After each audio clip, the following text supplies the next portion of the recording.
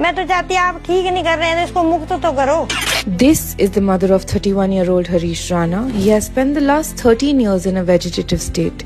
Now, through his family, Harish Rana is asking the Supreme Court for permission to withdraw life-sustaining treatment. Harish suffered severe brain injury after falling from a balcony while studying engineering. Since then, he has remained unconscious and completely dependent on medical support. इच्छा है कि इसके जो body के organ ठीक हैं, वो अगर किसी के काम आ जाएं, तो हम माता पिता हैं और हमारी ये अथॉरिटी भी है, क्योंकि सेवा हम ही कर रहे हैं, तो उनके काम आ जाएं, हम इस बच्चे को उनके शरीर में देखने में।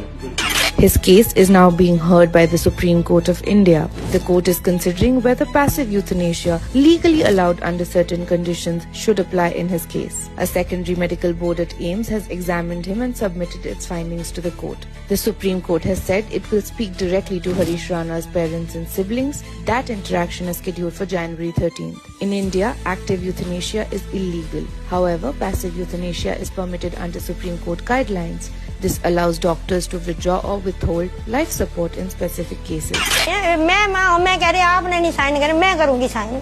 जब मैंने 9 महीने पेट में रखा है, जन्म दिया है, और मैं साइन करूंगी, क्योंकि आगे का फ्यूचर इसका नहीं है ना। The legal framework began in 2011 with the Aruna Shanbhog case.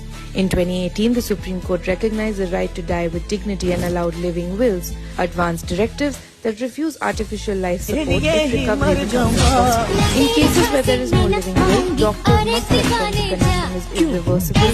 Medical boards must approve the decision and courts supervise the process.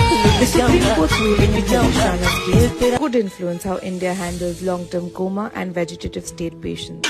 अब शरीर आज दिन तक तो हम यही सोचते चल ठीक हो जाए, पर अब उम्मीद नहीं है।